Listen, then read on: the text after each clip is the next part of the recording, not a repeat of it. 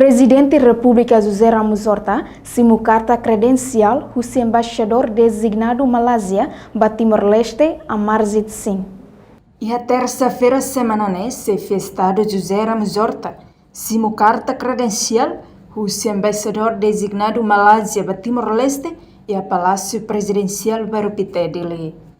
Vice-ministro Negócio Estrangeiro e Cooperação, MENEC, Julião da Silva, considera a visita embaixador Malásia para Timor-Leste. Nessa oportunidade de aqui no Malásia, nação importante tebes, se Ramos sempre foi apoio no suporte a Timor e a área Baracona. Não ainda depois de da blessing, ainda kita ambassador do governo Malaysia yang mandato sesaat waktu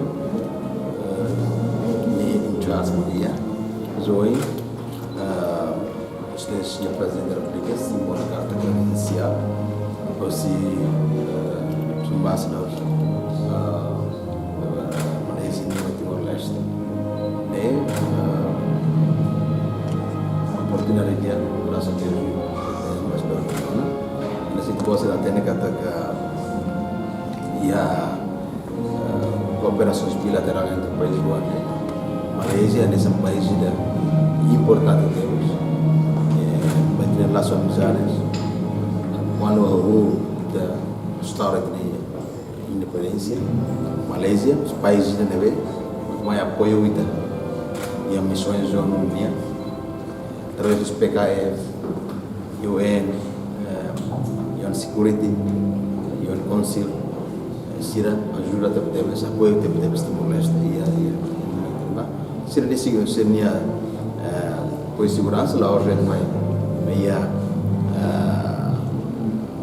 dilide, mas quase que território todo.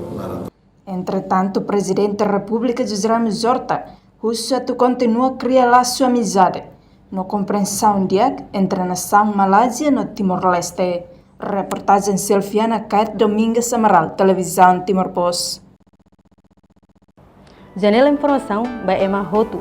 Atuheta informação atual diakliu kita haluha haneham botão subscribe, like, halo comentário no farretutang ba media social Hotu.